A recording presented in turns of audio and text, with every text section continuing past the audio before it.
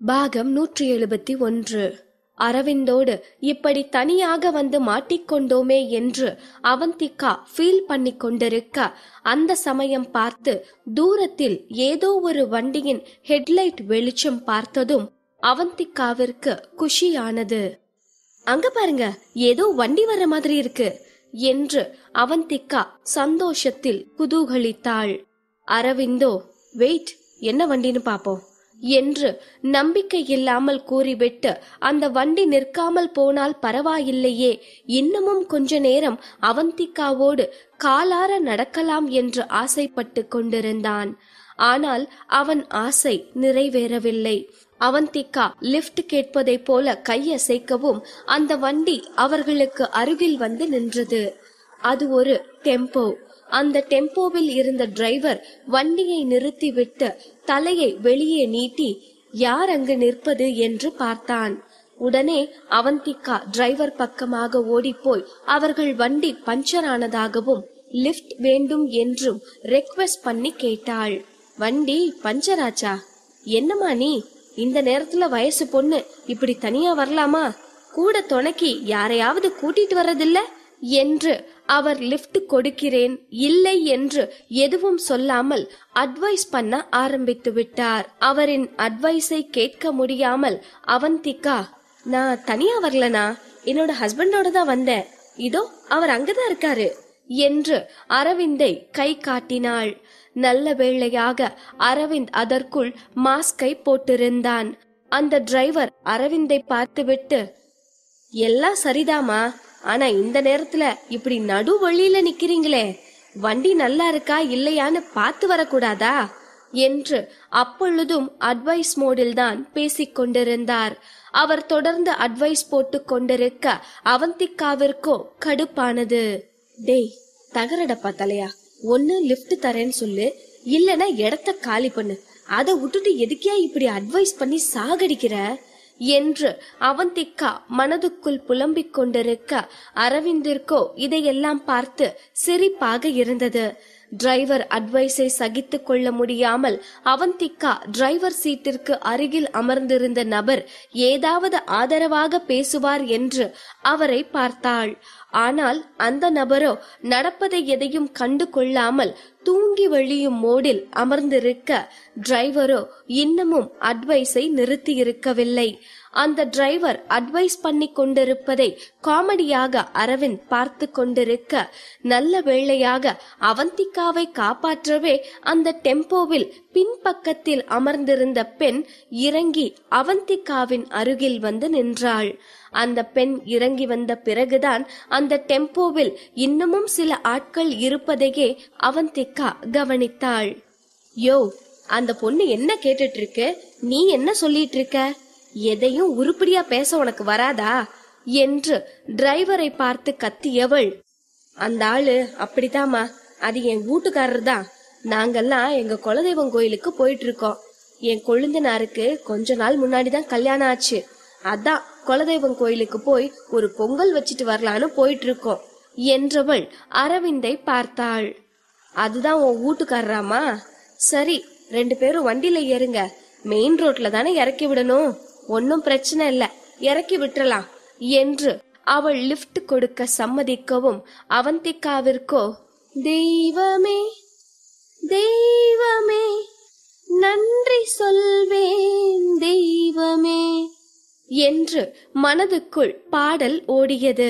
உடனே அரவிந்திடம் ஓடியவள் அவன் கையை பிடித்து இழுத்து கொண்டு வண்டிக்கு பின்பக்கம் சென்றாள். அந்த வண்டியில் ஏற்கனவே பெரியவர் சிறியவர் என்று 10 பேருக்கு மேல் நெருக்கமாக உட்கார்ந்திருந்தனர். ஏற்கனவே இருப்பவர்களுக்கே இடப்பற்றாக்குறை மாதிரி இருக்க, இதில் எக்ஸ்ட்ரா டிக்கெட்டாக அவந்திகாவும் அரவிந்தும் ஏறினால் நிச்சயம் உட்காரக்கூட இடம் இருக்காது என்று அவந்திகாவிற்கு புரிந்தது. அதனால் அவளுக்கு அருகில் நின்று கொண்டிருந்த பெண்ணை பார்த்தவள், அக்கா, வண்டியில இடம் இல்ல போல இருக்கே, இது தெரியாம நான் வேற லிப்ட் கேட்டுட்டேன், உங்களுக்கு எதுக்கு சிரமம், நீங்க போங்க, நாங்க வேற ஏதாவது வண்டியில போய்க்கிறோம் என்று அவந்திகா அவர்களின் சூழ்நிலையை புரிந்து கொண்டு பேசினாள். அதற்கு அந்த பெண்ணோ, ஏமா 10 நிமிஷத்துல மெயின் ரோடு வரப்போகுது, அங்க இறக்கி விட போறோம். இதுல என்ன சிரமம் கிடக்குது? பாவம், உன்னை பார்த்தா புள்ளத்தாச்சி புள்ள மாதிரி இருக்கு. இந்த நடு ராத்திரியில உன்னை விட்டுட்டு போறதுக்கு எனக்கு மனசே இல்லம்மா. நீ முதல்ல வண்டியில ஏறு என்று உரிமையாக பேசியவள், தம்பி நீயும் ஏறுப்பா என்று அரவிந்தை பார்த்து கண்டிப்பான குரலில் கூறினாள். அவள் புள்ளத்தாச்சி என்றதுமே அந்த வார்த்தையை கேட்டு அவந்திகாவிற்கு ஒரு மாதிரி ஆகிவிட்டது.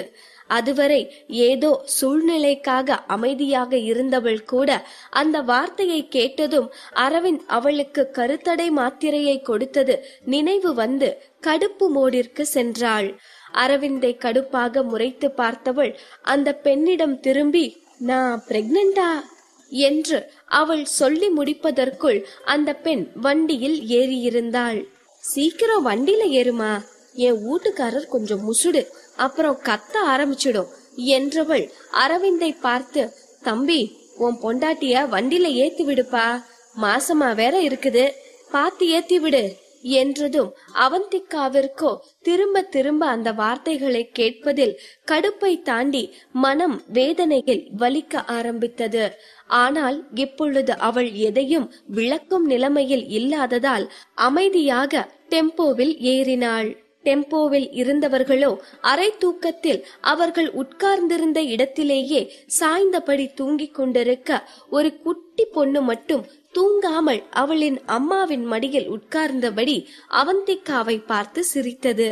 அந்த குட்டி பொண்ணு சிரித்ததும் அவந்திகாவின் மனதில் இருந்த மனபாரம் எல்லாம் இறங்கியதைப் போல ரிலாக்ஸ்டாக உணர்ந்தாள். அவளும் அந்த குட்டி பொண்ணை பார்த்து சிரித்தாள். அவந்திகா அங்கிருந்த கேப்பில் உட்கார்ந்ததும் அந்த குட்டி பெண் அவந்திகாவின் மடியில் வந்து உட்கார்ந்து கொண்டாள். இத பாருடா, ஏ செல்வி குட்டி, அந்த அக்காவை உனக்கு தெரியுமா? என்னவோ தெரிஞ்ச மாதிரி அவங்க மடியில போய் உட்காந்துக்கிட்ட, நீ இந்த பக்கம் வா, ஏன் மடியில உட்காந்துக்கோ என்று அவள் செல்வியை அழைக்கவும் அவந்திகா செல்வியின் கைகளை தடவி கொடுத்தபடி, இருக்கட்டும் விடுங்கக்கா என்றாள். அவந்திகாவிற்கு அந்த டெம்போவில் ஒரு புது தோழியே கிடைத்திருக்க அரவிந்தோ அப்பொழுதுதான் கஷ்டப்பட்டு டெம்போவில் ஏறியிருந்தான். டெம்போவில் ஏறியதும் அவந்திகாவின் பக்கத்தில் இடித்து கொண்டு அவன் அமர, வண்டியை எடியா, எல்லாரும் ஏறியாச்சு என்று அந்த பெண் டிரைவருக்கு குரல் கொடுத்தாள். அடுத்த நொடி வண்டி அங்கிருந்து கிளம்பியது. ஏமா, புள்ளைய வச்சுக்கிறதுல உனக்கு ஒன்னும் சிரமம் இல்லையே, அது எப்பவும் யார்கிட்டயும் போவாது. ஆனா பாரு, உன்னை பார்த்ததும் உன்கிட்ட ஒட்டிக்கிச்சு. 2 வயசுதான் ஆகுது, ஆனா வாய் மட்டும் வண்டலூர் வரைக்கும் போகும் என்று அவள் செல்வியை பார்த்து கிண்டல் அடிக்கவும் அந்த குட்டி பெண்ணும் அவளை பாராட்டுவதாக நினைத்து கொண்டு வெட்கப்பட்டு குனிந்து கொண்டாள். பாரு செல்விக்கு வெட்கத்த என்று சிரித்தவள், உன் பேர் என்னம்மா என்று அவந்திகாவை பார்த்து கேட்டாள். என் பேரு அவந்திகா என்றவள், உங்க பேரு என்று பதில் மரியாதைக்கு கேட்டாள். என் பேரு கமலா, என் வீட்டுக்காரர் பேரு சுப்பிரமணி, அது டெம்போ ஓட்டிட்டு இருக்கு, நான் பூ கட்டி விப்பேன். இப்படித்தான் எங்க பொழப்பு ஓடுது. அதோ அங்க தூங்கிட்டு இருக்கே, அது என்னோட மூத்த பையன் செல்வம். அதுக்கு பக்கத்துல இருக்கிறது 2வது பொண்ணு சாவித்ரி.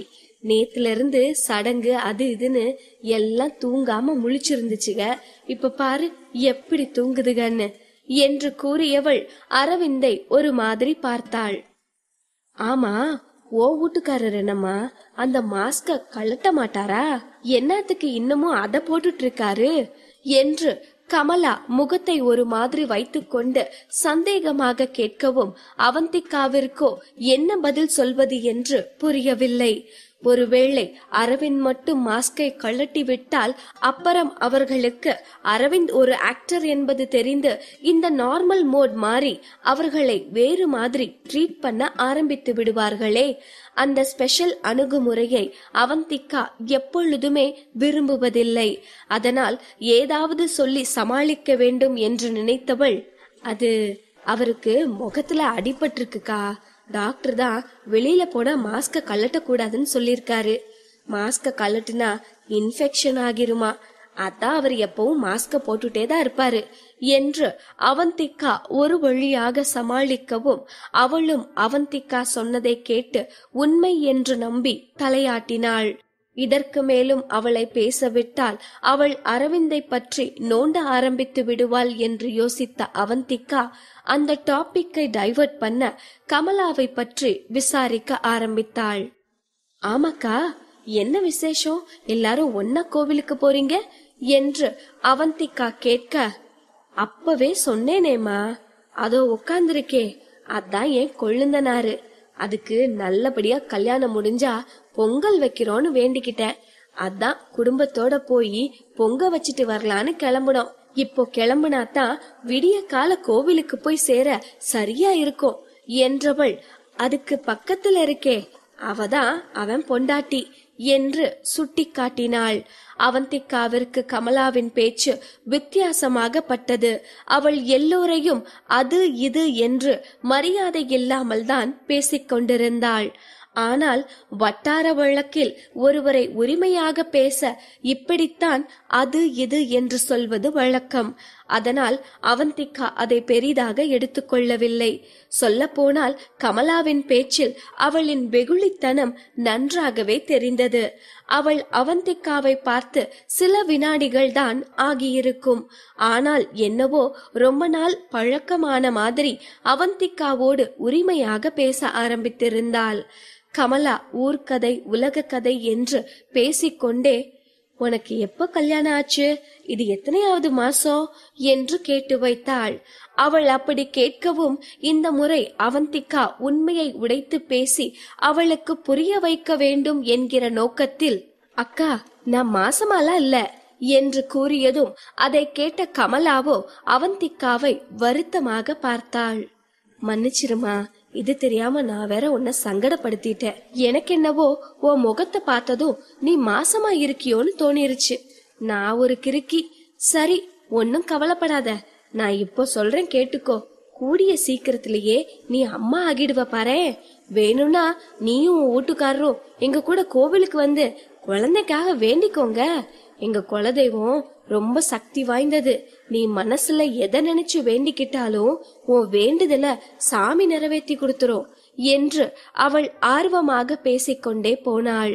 அவள் பேசுவதை கேட்ட அவந்திகாவிற்கோ வெறுப்பாக இருந்தது. ஆட, நீங்க வேறக்கா என் நிலைமை புரியாம பேசிட்டு இருக்கீங்க. நான் மாசமாறதுக்கு அந்த கோவில் வரைக்கும் போக வேண்டியதில்ல.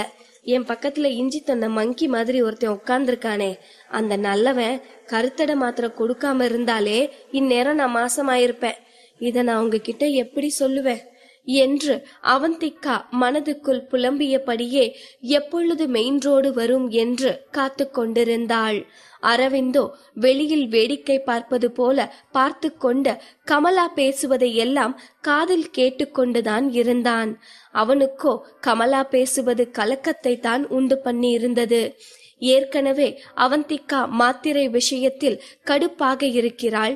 இதில் இந்த அக்கா வேறு குழந்தை பற்றி பேசி பேசி அவளை இன்னமும் கடுப்பாக்கி கொண்டிருக்கிறாள். என்ன நடக்க போகிறதோ என்று அவன் கொஞ்சம் டென்ஷனாக உட்கார்ந்திருக்க, சடனாக அந்த டெம்போவோ குலுங்கியபடி நின்றது. டெம்போ குலுங்கியதால் அதுவரை தூங்கிக் கொண்டிருந்தவர்கள் என்ன ஆச்சு என்று பதட்டமாக கண்முழித்து பார்த்தனர். அப்படி அவர்கள் கண் முழித்ததால் அவர்கள் பார்வை புதிதாக டெம்போவில் அமர்ந்திருக்கும் அவந்திகாவின் மீது பதிந்தது. அதில் ஒரு குட்டி பையனோ அரவிந்தை பார்த்து, மாமா என்று கத்திக்கொண்டே அவன் பக்கமாக ஓடி வந்து அரவிந்தின் மாஸ்கை பிடித்து இழுக்க ஆரம்பித்தான். அவ்வளவுதான். அதை பார்த்ததும் அவந்திகாவிற்கு பயங்கர ஷாக்கானது. டெம்போவில் வேறு அத்தனை பேரும் முழித்திருந்தனர். இந்த நேரத்தில் அனைவரும் அரவிந்த் முகத்தை மட்டும் பார்த்துவிட்டால் நிலைமை வேறு மாதிரி ஆகிவிடுமே என்று அவந்திகா பீதியாகி இருக்க, அரவிந்தோ திடீர் தாக்குதலால் குழம்பி போய் உட்கார்ந்திருந்தான். ஆணைக்கும் அடி சறுக்கும் என்று சொல்வதை போல ஒரு சின்ன பையன் அரவிந்தை உலுக்கிக் கொண்டிருக்க, அரவிந்த் எனும் சிங்கத்தின் வீர முறுக்கெல்லாம் கொஞ்சம் ஆட்டம் காண ஆரம்பித்திருந்தது. அது சரி, ஜல்லிக்கட்டில் காளையை மடக்கி கெத்து காட்டும் வீரர்கள் கூட குழந்தை என்று வரும்போது கோமாளியாக மாறி குழந்தைக்கு விளையாட்டு காட்டுவது வழக்கம்தானே? அப்படி இருக்க நம் அரவிந்த் மட்டும் விதிவிலக்கா என்ன? சரி, அரவிந்த விடுங்க, நான் சொல்ல வந்ததை சொல்லிடுறேன். அழகிய தீய ரசிகர்களான உங்களுக்கும் உங்கள் உறவுகளுக்கும் அழகிய தீய டீம் சார்பா பொங்கல் தின நல்வாழ்த்துக்கள். பொங்கல் பொங்குவது போல உங்கள் வீடுகளில் சந்தோஷம் பொங்கி வழியட்டும். ஆரோக்கியமும் செல்வமும் உங்களோடு நிலைத்து தங்கட்டும். ஹாப்பி பொங்கல்.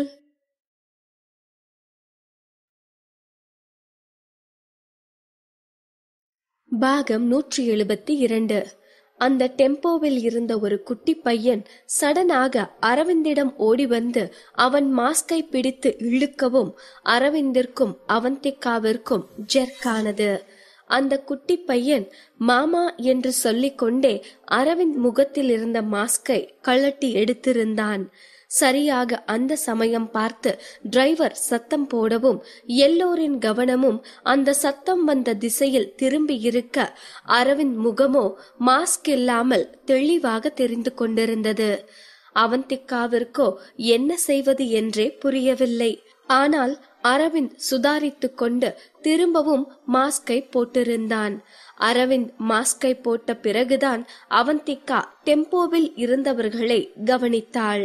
யாரும் அரவிந்தை கவனித்திருக்கவில்லை. எல்லோருமே வண்டி நின்றதும் என்ன ஆச்சு என்பது போல வெளியில்தான் எட்டி பார்த்து கொண்டிருந்தார்கள். அதனால் யாரும் அரவிந்த் முகத்தை பார்த்திருக்கவில்லை.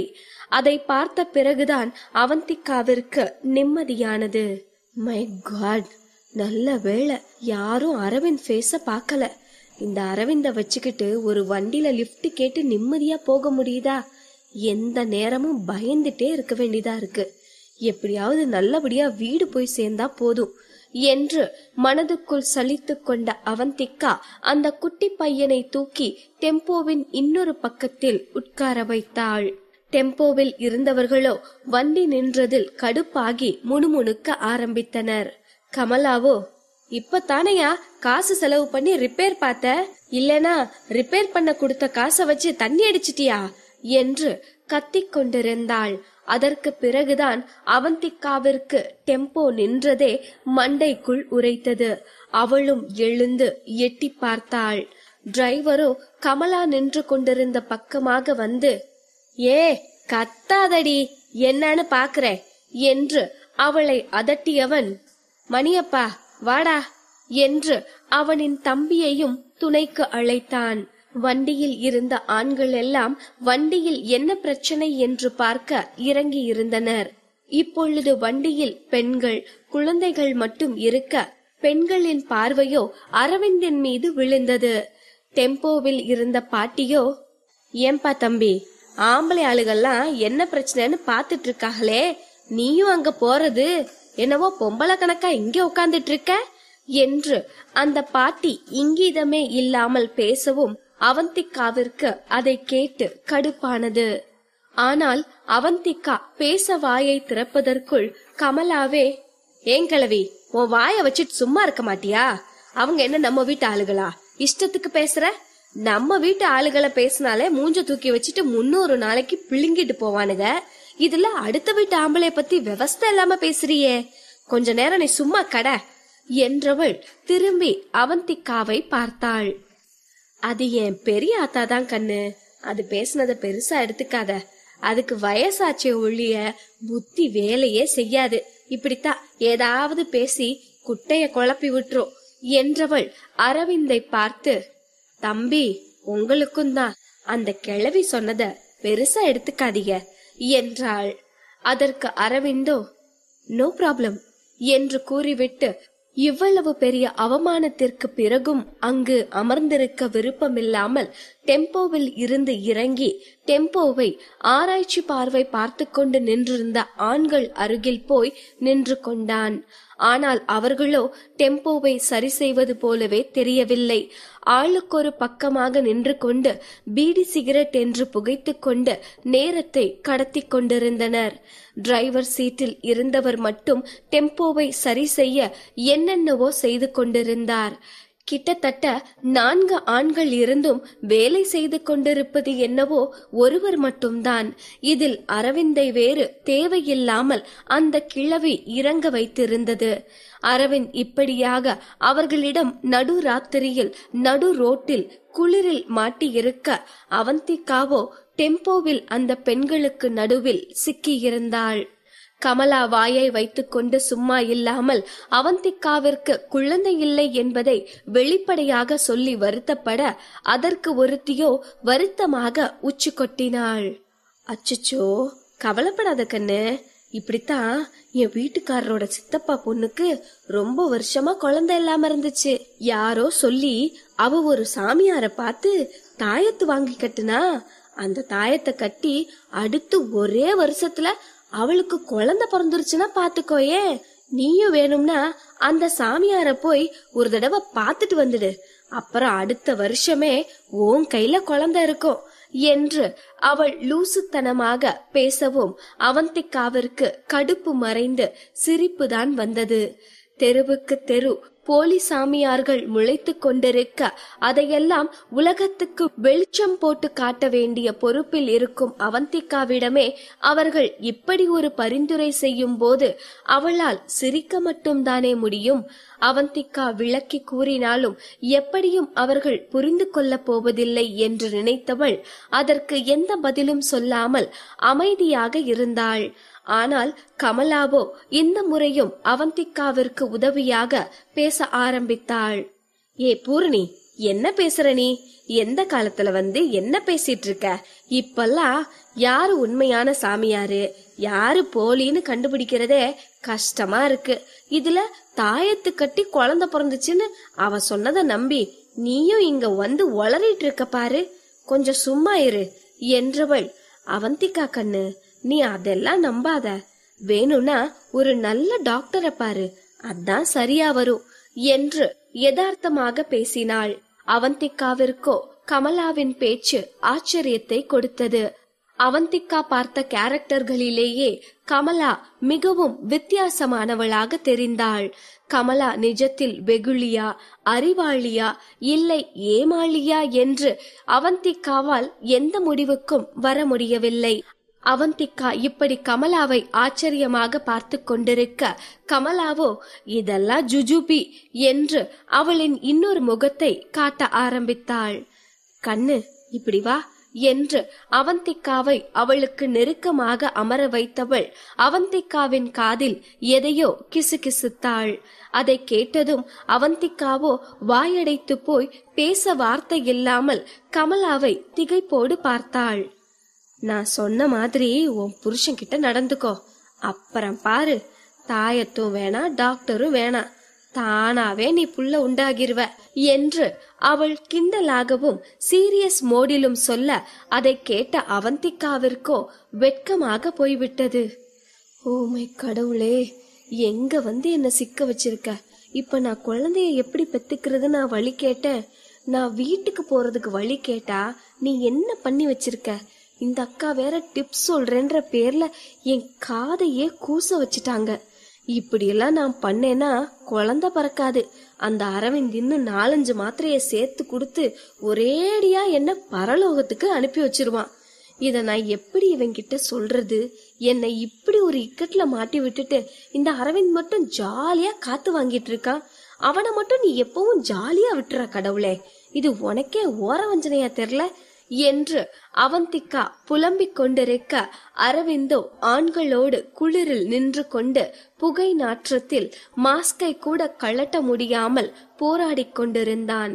போதாக்குறைக்கு மணியப்பன் வேறு அரவிந்தின் அருகில் நின்று கொண்டு, சார், உங்களுக்கு இப்பதான் கல்யாணம் ஆச்சா என்று மெதுவாக பேச்சு கொடுத்தான்.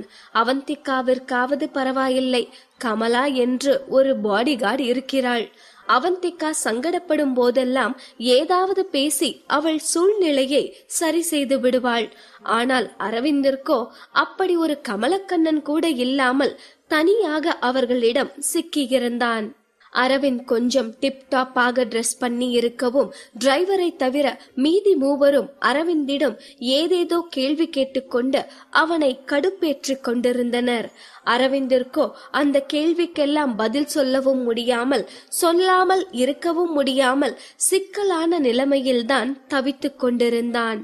நல்ல வேளையாக அவனை காப்பாற்றுவதற்காகவே டெம்போ ரெடியாகி இருந்தது. டெம்போ ரெடி ஆனதால் பேச்சை நிறுத்தியவர்கள் திரும்பவும் டெம்போவில் ஏற போயினர். அவர்கள் டெம்போவில் ஏற போனதும் டிரைவர் சுப்பிரமணியோ அவர்களை ஏற விடாமல் தடுத்து நிறுத்தினான். நில்லுங்கப்பா, நான் வண்டிய ஸ்டார்ட் பண்றப்போ வண்டிய தள்ளுங்க, அப்பதான் வண்டி ஸ்டார்ட் ஆகும் என்றவன் முன்னால் போய் ஸ்டார்ட் செய்யவும் அரவிந்தும் மற்றவர்களும் வண்டியை தள்ள ஆரம்பித்தனர். ஏ தள்ளு தள்ளு தள்ளு தள்ளு தள்ளு தள்ளு என்று பாட்டை போல பாடிக்கொண்டு வேறு அவர்கள் வண்டியை தள்ளி கொண்டிருக்க அவந்திகாவிற்கோ இந்த கூத்தை எல்லாம் பார்த்து சலிப்பாக இருந்தது. உங்ககிட்ட லிப்ட் கேட்டது ஒரு குத்தமாடா? என்னதான் அரவிந்த் வில்லனா இருந்தாலும் அவர் எப்படி வாழ்ந்த மனுஷன், அவரையும் கடைசியில வண்டி தள்ள விட்டீங்க பாரு, அங்க நிக்கிறீங்க என்று கிண்டலாக சொல்லிக் கொண்டவள் அரவிந்தின் போனை எடுத்து நெட்வொர்க் வந்துவிட்டதா என்று செக் செய்தாள். நல்ல வேளையாக நெட்வொர்க் வந்திருந்தது. டெம்போவில் அரவிந்த் ஏறியதும் நெட்வொர்க் வந்துருச்சு என்று உற்சாகமாக கூறியவள் அவன் கையில் போனை கொடுத்தாள். இருவருமே இந்த டெம்போவை விட்டு இறங்கினால் போதும் என்கிற மனநிலைக்கு வந்திருந்ததால் எப்பொழுது மெயின் ரோடு வரும் என்று இருவரும் ஆவலாக பார்த்து கொண்டிருந்தனர். அடுத்த சில நிமிடங்களிலேயே மெயின் ரோடு வரவும் அவந்திகா பதட்டமாக அரவிந்தின் தொடையில் தட்டினாள். மெயின் ரோடு வந்துருச்சு என்று அரவிந்தை உசுப்பியவள் கமலாவின் பக்கமாக திரும்பி, அக்கா இங்கேயே இறங்கிக்கிறோம், வண்டியை நிறுத்த சொல்லுங்க என்று அவசர குரலில் கூறினாள். அவந்திகா அப்படி அவசரப்படுத்தவும், யோ வண்டிய நிறுத்தியா, இவங்க இறங்க வேண்டிய இடம் வந்துருச்சான், வண்டிய நிறுத்து என்று கமலா கத்தவும் டெம்போ நிறுத்தப்பட்டது.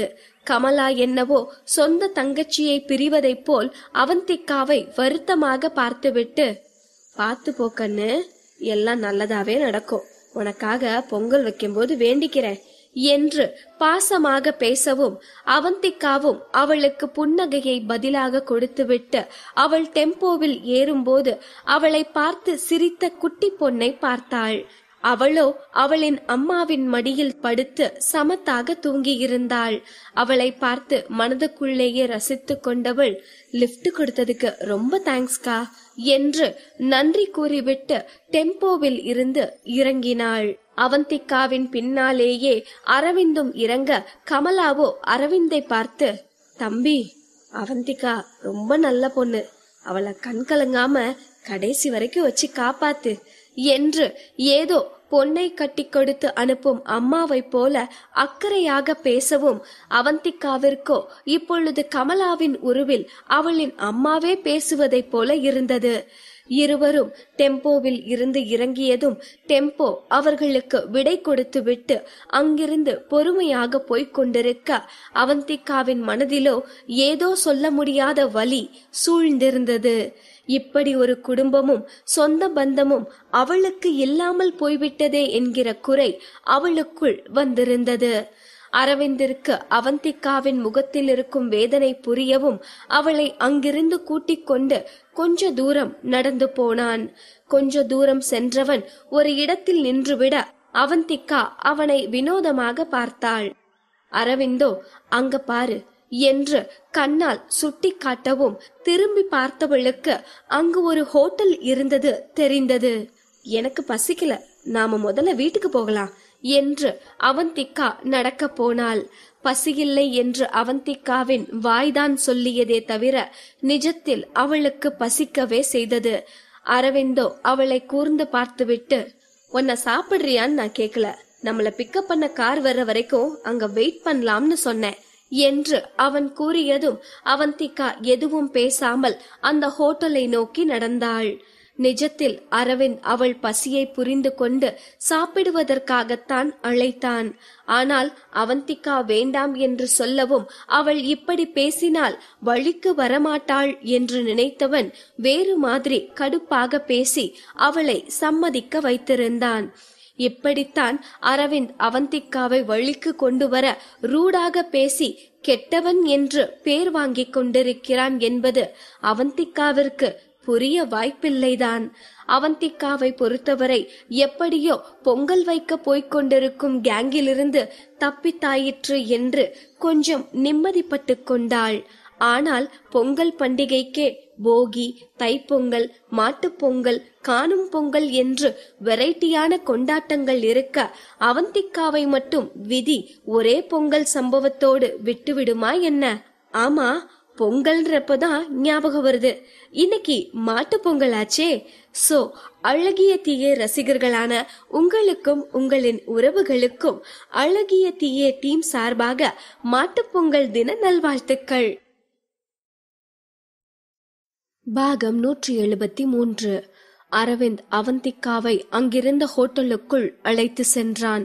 அவந்திகாவிற்கு ஹோட்டலுக்கு போவதற்கு சுத்தமாக விருப்பமே இல்லைதான். இருந்தாலும் அரவிந்த் கட்டாயப்படுத்தியதால் தான் வேறு வழி இல்லாமல் போனாள். அந்த ஹோட்டலை வெளிப்புறம் பார்ப்பதற்கு நல்ல லுக்கை கொடுத்திருந்தாலும் அந்த ஹோட்டலுக்குள் போன பிறகுதான் அந்த ஹோட்டலின் மகிமையே இருவருக்கும் புரிந்தது. அந்த ஹோட்டலோ அதர பழசாக பல வருடங்கள் பெயிண்ட் அடிக்காமல் விட்டது போல இப்போவோ அப்பவோ என்று இருந்தது. அந்த ஹோட்டலின் அட்மாஸ்பியரை பார்த்ததும் அரவிந்த் முகமோ இஞ்சி தின்ன மங்கி மாதிரி மாற அவந்திகா அவனை ஓரக்கண்ணால் பார்த்து மனதுக்குள் சிரித்து கொண்டாள். அவளுக்கு அந்த ஹோட்டலை பார்த்ததும் சிரிப்புதான் வந்தது. அவள் அவ்வளவு தூரம் வேண்டாம் என்று சொல்லியும் கூட இல்ல, நீ வந்துதான் ஆகணும் என்று அழைத்து வந்திருந்தான் அல்லவா? அதனால் அவந்திகாவிற்கு அரவிந்த் இப்படி மொக்கை வாங்கியது ஜாலியாகத்தான் இருந்தது. எனக்கு பசிக்கல, ஒழுங்கா வீட்டுக்கு போவோன்னு சொன்னேனே, கேட்டியா? கார் வர்ற வரைக்கும் வெயிட் பண்ணுவோன்னு சொல்லி கம்பல் பண்ணி கூட்டிட்டு வந்தல அரவிந்த். சூப்பர், நீ வெயிட் பண்றதுக்கு சரியான இடத்தை தான் சூஸ் பண்ணிருக்க, செம்ம என்று நினைத்தவள் நமட்டு சிரிப்பு சிரித்து கொண்டே அரவிந்தை பார்த்தாள். அரவிந்தோ, ஹோட்டல் க்ளோஸ்ட் மாதிரி இருக்கு, நாம வேற ஹோட்டலுக்கு போகலாம் என்று கூறிவிட்டு திரும்பவும் சரியாக அந்த நேரம் பார்த்து ஒருவர் அவர்களிடம் ஓடி வந்தார். என்ன சார், வாசல் வரைக்கும் வந்துட்டு அப்படியே போறீங்களே, உள்ள வாங்க சார் என்று அவர் அழைக்கவும் அரவிந்திற்கு அப்படியே போய்விட்டால் பரவாயில்லை என்று இருந்தது. அரவிந்த் திரும்பி கூட பார்க்காமல் அப்படியே நிற்க அவந்திகா தான் மரியாதை நிமித்தமாக பேச ஆரம்பித்தாள். அது இல்லனா, ஹோட்டல் மூடுற நேரத்துல வந்துட்டோம் போல, அதான் கிளம்புறோம் என்று தயக்கமாக கூறினாள். அதற்கு அந்த நபரோ, என்னது ஹோட்டல் மூடுற நேரமா? இல்லம்மா, இப்பதான் இந்த ஹோட்டலையே திறந்திருக்கோம், இது ஹைவேல இருக்க கடை, இங்க இந்த நேரத்துலதான் வியாபாரம் நடக்கும், இதுக்கு மேலதான் கஸ்டமர்ஸ் வருவாங்க, நீங்க உள்ள வாங்க, வந்து உட்காருங்க என்றவர் ஒரு மர டேபிளை கை காட்டினார். அவந்திகாவிற்கோ அவரிடம் வேண்டாம் என்று சொல்லிவிட்டு அங்கிருந்து கிளம்ப சங்கடமாக இருந்தது. அதனால் வேறு வழி இல்லாமல் அவள் தயக்கமாக அந்த டேபிளை நோக்கி போனாள். அவந்திகா ஹோட்டலுக்குள் போனதும் அரவிந்திற்கோ ஐயோ என்று இருந்தது. அவன் அப்படியே எஸ்கேப் ஆகிவிடலாம் என்று நினைத்தான். ஆனால் அவந்திகா உள்ளே போனதும் அவனும் போக வேண்டிய நிலைமை ஏற்பட்டது. அவந்திகா அந்த மர டேபிளுக்கு அருகில் போய் அந்த டேபிளை பார்த்தாள். அந்த டேபிளின் ஒரு காலோ கொஞ்சம் உடைந்து கொஞ்சம் அதிர்வு உண்டானாலும் அந்த டேபிள் ஆடும் நிலையில் இருந்தது. நல்லா வந்து மாட்டிக்கிட்டோம் என்று நினைத்தவள் ஒரு பெருமூச்சு விட்டுக்கொண்டு சேரில் அமர்ந்தாள். அவந்திகாவின் மனநிலையே இப்படி இருந்தால் அரவிந்தின் மனநிலைமையோ கேட்கவா வேண்டும்? அவன் இன்னமும் மோசமாக ஃபீல் பண்ணி கொண்டிருந்தான். அதுவும் அவன் கிளீனிங்கை அதிகமாக பார்ப்பவன். அந்த ஹோட்டலை மெயின்டைன் பண்ணும் ஆட்களோ 1 கிலோ கிளீனிங் எவ்வளோ என்று கேட்பவர்களாக இருந்தனர். அதுவும் அவர்களை வரவேற்ற சர்வர் கையை சொறிவதும் இரும்பிக் கொண்டு இருப்பதையும் பார்க்கவே அரவிந்திற்கு ஒரு மாதிரி இருந்தது. அவந்திக்காவோ இது எதை பற்றியும் கேர் பண்ணாமல் அமைதியாக உட்கார்ந்திருக்க அரவிந்தால் இங்கிருந்து போகலாம் என்று சொல்லவும் முடியவில்லை. உடனே போனை எடுத்தவன் சம்பத்திற்கு மெசேஜ் செய்தான். அவர்கள் ஒரு ஹோட்டலில் மாட்டிக்கொண்டிருக்கும் டீட்டெயிலை சொன்னவன் அவர்கள் இருக்கும் லொகேஷனை அனுப்பிவிட்டு கடைசியாக கம் ஃபாஸ்ட் என்று வேறு மெசேஜ் அனுப்பியிருந்தான். அதற்கு பிறகுதான் அரவிந்திற்கு கொஞ்சம் நிம்மதியானது. இன்னும் கொஞ்ச நேரத்தில் இந்த ஹோட்டலில் இருந்து போய்விடலாம் என்று நிம்மதியானவன் அதற்கு பிறகு போனை நோண்ட ஆரம்பித்தான். ஆனால் ஒரு ஹோட்டலுக்கு வந்துவிட்டு எதுவும் ஆர்டர் பண்ணாமல் போனை நோண்டிக் கொண்டிருந்தால் ஹோட்டலை நடத்துபவர்கள் சும்மா விட்டு விடுவார்களா என்ன? சர்வர் அரவிந்தின் முன்னால் வந்து நின்றார். சார், என்ன சாப்பிடுறீங்க? பரோட்டா, சப்பாத்தி, தோசை, ஆனியன் ஊத்தாப்பன்னு எல்லாமே சுட சுட இருக்கு சார். சாருக்கு புரோட்டா சொல்லிடலாமா என்று அவர் கேட்கவும் அரவிந்திற்கோ இங்கு வந்ததே அவன் செய்த பெரிய தவறாக நினைத்து கொண்டிருக்க இதில் சாப்பிட வேற வேண்டுமா என்று இருந்தது. அரவிந்த் எதுவும் சொல்லாமல் இருக்க அவந்திக்காதான் 2 சப்பாத்தி கொண்டு வாங்கண்ணா என்று கூறிவிட்டு அரவிந்தை ஓரக்கண்ணால் பார்த்தவள் அவருக்கு பரோட்டா, தோசை, அப்புறம் என்று இழுக்கவும் அரவிந்த் அதிர்ச்சியாக அவந்திக்காவை திரும்பி பார்த்தான். அவன் கண்களில் மரண பீதி தெரிந்தது. அதை பார்த்ததும் உள்ளுக்குள் சந்தோஷப்பட்டு கொண்டவள் இப்போதைக்கு இதை கொண்டு வாங்கண்ணா, சாப்பிட்டு அப்புறம் என்ன வேணுமோ கேக்குறோம் என்று அரவிந்தை வெறுப்பேற்றும் முடிவோடு விளையாட்டை ஆரம்பித்தாள். அரவிந்திற்கோ சாப்பாடு வருவதற்குள் சம்பத் வந்துவிட மாட்டானா என்று இருந்தது. அவனுக்கு அந்த ஹோட்டலின் அட்மாஸ்பியரே பிடித்திருக்கவில்லை. இதில் வேறு அவன் மாஸ்க் போட்டுக்கொண்டு அமர்ந்திருந்தான். ஒருவேளை அவன் மாஸ்கை கழட்டி விட்டால் இவர்கள் இன்னமும் என்ன செய்து அவனை சங்கடப்படுத்துவார்கள் என்று அவனுக்கு கொஞ்சம் நர்வஸாகத்தான் இருந்தது. வழக்கமாக அவந்திக்காதான் இப்படி நர்வஸ் ஆகி கொண்டிருப்பாள். ஆனால் இன்று என்னவோ அவந்திக்காவின் காற்று அடித்ததாலோ என்னவோ அரவிந்த் நர்வஸ் ஆகி கொண்டிருந்தான். ஆர்டர் எடுத்துக்கொண்டு போய் அடுத்த 5 நிமிஷம் கழித்து வேறு ஒருவர் ஆவி பறக்க பரோட்டாவையும் சால்னாவையும் எடுத்துக்கொண்டு அரவிந்திடம் வந்தார். இந்தாங்க தம்பி என்று பரோட்டாவை இலையில் வைத்தவர், நல்லா சாப்பிடுங்க தம்பி, நம்ம கடை புரோட்டா சாப்பிட்டீங்கன்னா வீட்டுக்கு போனா கூட ருசி நாக்கிலேயே நிக்கும், அப்படி ஒரு டேஸ்ட். அடுத்த தடவை நீங்களா எங்க கடையை தேடி வருவீங்கன்னா பாருங்க என்று வாயாலேயே அவர் வடை சுட்டு கொண்டிருக்க அவந்திக்காவிற்கு அரவிந்தின் நிலைமையை பார்த்து சிரிப்பாகத்தான் இருந்தது. அரவிந்த், ஒவ்வொரு தடவையும் என்னை இப்படித்தானே சங்கடத்துல மாட்டி விடுவ, இந்த முறை நீ வசமா சிக்கியிருக்க, உன்னை லேஸ்ல விடுவேனா? எனக்கு மாத்திரையா குடுக்கற? இப்ப நான் குடுத்தேன் பாரு, நல்லா சாப்பிடு என்று அவந்திக்கா வில்லத்தனமாக சிரித்து கொண்டாள். ஆனாலும் அவந்திக்காவிற்கு வில்லத்தனத்தை கூட சரியாக செய்ய தெரியவில்லை என்பதுதான் உண்மை. யாராவது பழி வாங்குவதற்கு பரோட்டாவை சாப்பிட வைப்பார்களா? ஆனால் அவந்திகா தான் விதிவிலக்கு ஆயிற்றே. அதான் இப்படியெல்லாம் பழி வாங்கி கொண்டிருந்தாள். பரோட்டாவை வைத்த சர்வரோ அரவிந்த் மாஸ்க் போட்டிருப்பதை பார்த்துவிட்டு, என்ன தம்பி, மாஸ்க் போட்டே சாப்பிட போறீங்களா? முதல்ல மாஸ்க கழட்டுங்க என்று சொன்னதும் தான் அவந்திகாவிற்கு ஜெர்க்கானது.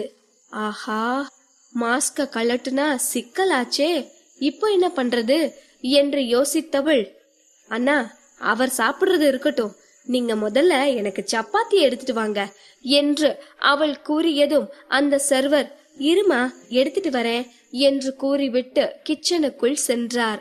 மொத்தத்தில் அந்த ஹோட்டலில் 2 சர்வர்கள் தான் இருப்பார்கள் போல. அதில் ஒருவர் அவந்திகா ஹோட்டலுக்கு வந்தபோது அவர்களை உட்கார சொல்லிவிட்டு ஆர்டர் வாங்கி கொண்டு போனவர். இன்னொருவர் அவர்கள் ஆர்டர் செய்ததை எடுத்துக்கொண்டு வந்தவர். என்னது ஹோட்டல்னு தான் பேரு, ஆனா காத்து வாங்கிட்டு இருக்கு. நிஜமாவே நம்ம ஹோட்டலுக்கு தான் வந்திருக்கோமா, இல்ல வழி மாறி வேற எங்கேயாவது வந்துட்டோமா என்று யோசித்தவள், சரி இந்த ஆராய்ச்சி இப்போ எதுக்கு, வந்ததுக்கு அரவிந்த வெறுப்பேத்தனோமா, 2 சப்பாத்திய சாப்பிட்டோமான்னு போக வேண்டியதுதான் என்று நினைத்து கொண்டு சப்பாத்திக்காக காத்திருந்தாள். சர்வர் சப்பாத்தியை கொண்டு வந்து அவந்திகாவின் இலையில் வைத்துக் கொண்டிருக்க அரவிந்திற்கு கால் வரவும் அவன் விட்டால் போதும் என்று போனை தூக்கி கொண்டு ஹோட்டல் வாசலுக்கு ஓடியிருந்தான். அவந்திகாவின் இலையில் சப்பாத்தியை வைத்த சர்வர் சால்னா வாளியை எடுப்பதற்குள் அவருக்கு தும்மல் வரவும் வாயில் கையை கூட வைக்காமல் அப்படியே தும்மி வைத்தார். இதில் அவர் கையில் ஒரு கொசு வந்து உட்காரவும் அதை கையால் அடித்தவர் அந்த கொசுவை ஃபூ என்று ஊத அந்த கொசுவோ அந்த குழம்பு வாளியிலேயே விழுந்தது. அதை அவந்திகா வேறு பார்த்து விட்டாள். அவ்வளவுதான். அவ்வளவு நேரமாக அரவிந்தை மனதுக்குள் கலாய்த்து கொண்டிருந்தவளுக்கு இந்த முறை அவளுக்கே அந்த ஹோட்டலில் சாப்பிட சங்கடமாக இருந்தது. என்னது, ஏன் முன்னாடியே கொசுவை அடிச்சு குழம்பு வாளிக்குள்ள போடுறாரு? இவரு கிச்சனுக்குள்ள போனா இன்னும் என்ன பண்ணுவாரோ? ஒருவேளை கரப்பாம்பூச்சியை அடிச்சு போட்டாலும் போடுவாரு.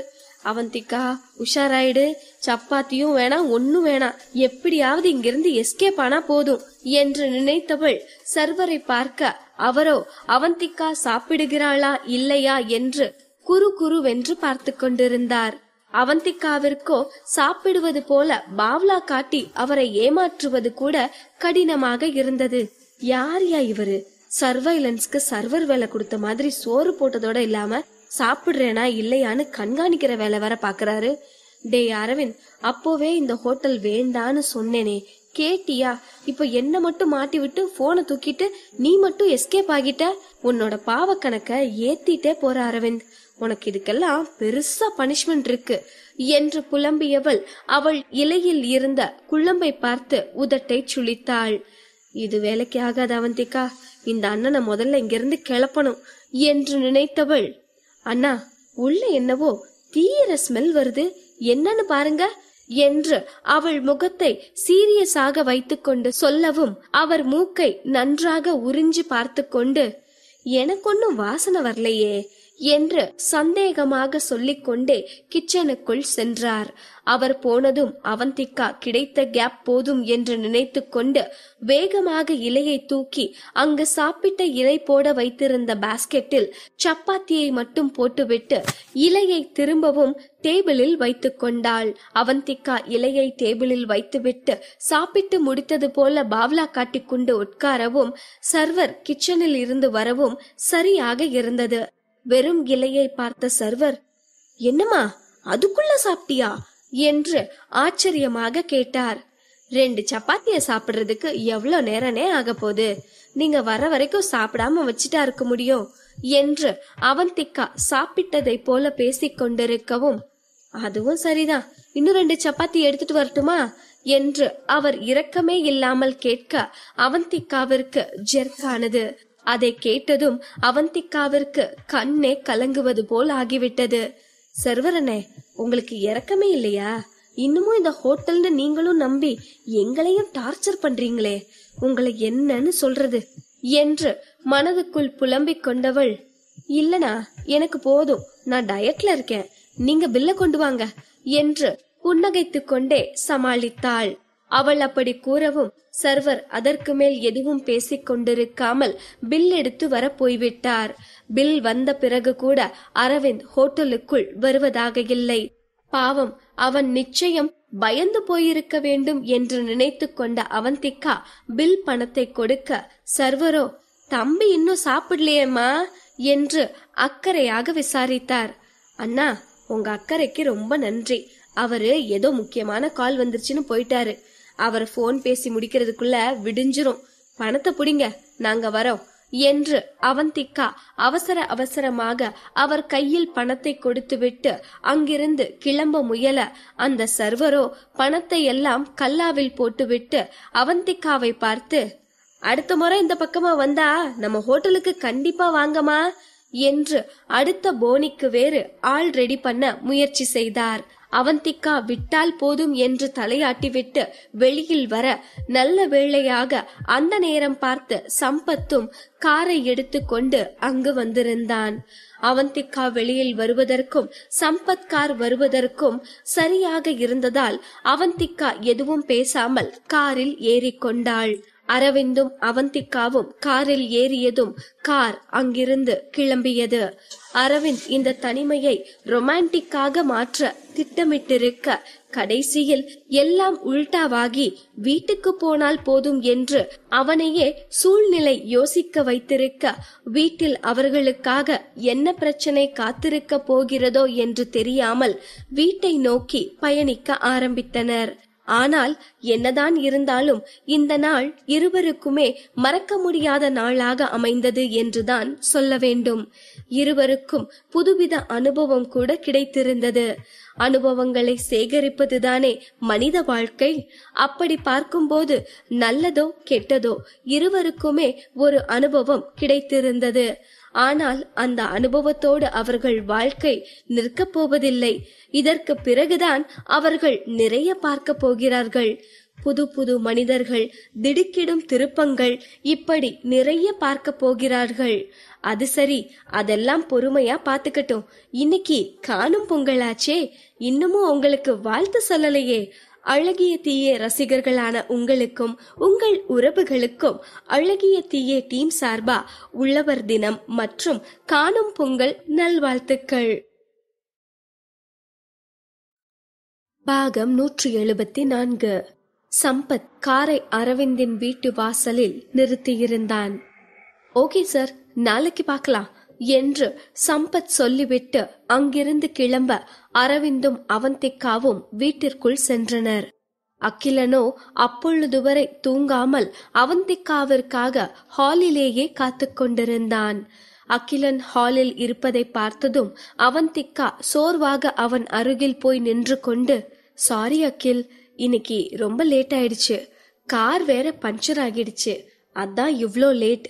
உனக்கு கால் பண்ணி சொல்லலான்னு பார்த்தா போன்ல சிக்னல் கூட கிடைக்கல என்று அவந்திகா காதை பிடித்து கொண்டு சோகமாக சாரி கேட்கவும் அகில் இட்ஸ் ஓகே என்று உணர்ச்சியற்ற குரலில் கூறினான். அவந்திகாவிற்கு அகிலனின் வருத்தம் நன்றாகவே புரிந்தது. ஆனால் என்ன செய்வது? அவளும் இக்கட்டான நிலையில் அல்லவா மாட்டிக்கொண்டிருந்தாள். சில நேரங்களில் யார் மீதும் தவறு சொல்ல முடியாமல் சூழ்நிலை மீது பழியை போட வேண்டியதாகிவிடும் அல்லவா? அப்படித்தான் அவளுக்கு இன்று ஆகியிருந்தது. அதனால் அவள் அதற்கு மேல் எந்த காரணத்தையும் விளக்க விரும்பாமல் டாபிக்கை மாற்ற நினைத்தாள். அகில், நீ சாப்பிட்டியா இல்லையா என்று அவந்திகா அதட்டலாக கேட்க அகிலன் எதுவும் சொல்லாமல் தலையை குனிந்து கொண்டான். அதை பார்த்ததும் அகிலன் சாப்பிட்டிருக்க மாட்டான் என்று புரிந்து கொண்ட அவந்திகா அவனை முறைத்து பார்த்தாள். என்ன அகில், நேரத்துக்கு சாப்பிட மாட்டியா? நான் வர வரைக்கும் வெயிட் பண்ணிட்டு இருப்பியா? நீ டேப்லெட் போடணும்ல, நேரத்துக்கு சாப்பிட்டாதானே டேப்லெட் போட சரியா இருக்கும். சரி, முதல்ல சாப்பிடலாம் வா, எனக்கும் ரொம்ப பசிக்குது என்றவள் அகிலனை வீல் சேரோடு டைனிங் டேபிளுக்கு அழைத்து கொண்டு போனாள். அவர்களுக்காக சாப்பாடு ஏற்கனவே சுட சுட டைனிங் டேபிளில் தயாராக காத்திருந்தது. அவந்திகா அகிலனுக்கு பரிமாறிவிட்டு சாப்பிட அமர்ந்தாள். அதற்கு பிறகுதான் அவள் அரவிந்தையே கவனித்தாள். அதுவரை அவந்திகாவை பார்த்து கொண்டிருந்த அரவிந்தோ சாப்பிட வராமல் வேக வேகமாக மாடிக்கு சென்றான். ஒருவேளை குளிக்க போகிறான் போல என்று நினைத்த அவந்திகா அரவிந்தை பெரிதாக கண்டு கொள்ளாமல் சாப்பிட ஆரம்பித்தாள். அகிலனிடம் ஜாலியாக கதை பேசிக்கொண்டே ஒரு வழியாக சாப்பிட்டு முடித்தவள் அகிலனை அவனின் ரூமில் விட்டுவிட்டு மாஸ்டர் பெட்ரூமிற்கு சென்றாள். பெட்ரூமிற்கு சென்றவள் சோர்வாக பெட்டில் அமர்ந்த பிறகுதான் அரவிந்த் பெட்ரூமில் இருக்கவில்லை என்பதை கவனித்தாள். இந்த அரவிந்த் எங்க போயிட்டான்? பாத்ரூம்ல இருக்கானா என்று யோசித்தவள் பாத்ரூமிற்கு சென்று பார்க்க பாத்ரூம் கதவோ திறந்திருந்தது. அரவிந்த் பாத்ரூமிலும் இருக்கவில்லை. என்ன இது, அரவிந்த் பாத்ரூம்லயும் இல்ல, பெட்ரூமுக்கு தானே வந்தான் என்று யோசித்துக் கொண்டே அவந்திகா பால்கனிக்கு வர அரவிந்தோ ஏதோ தீவிர சிந்தனையில் இருப்பவனைப் போல பால்கனியில் நின்று கொண்டு எதையோ வெறித்து பார்த்து கொண்டிருந்தான்.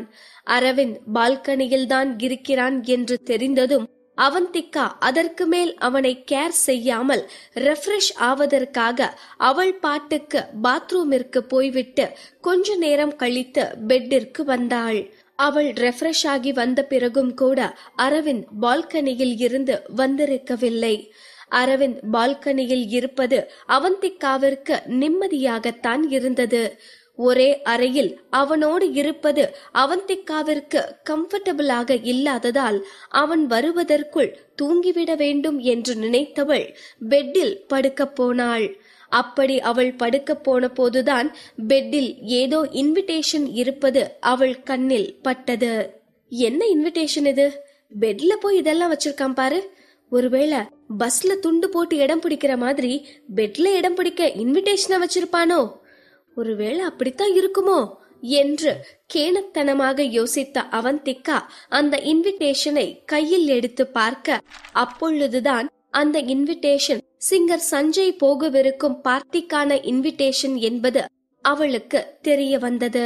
அதை பார்த்ததும் அவந்திகாவிற்கு என்ன நினைப்பது என்றே தெரியவில்லை.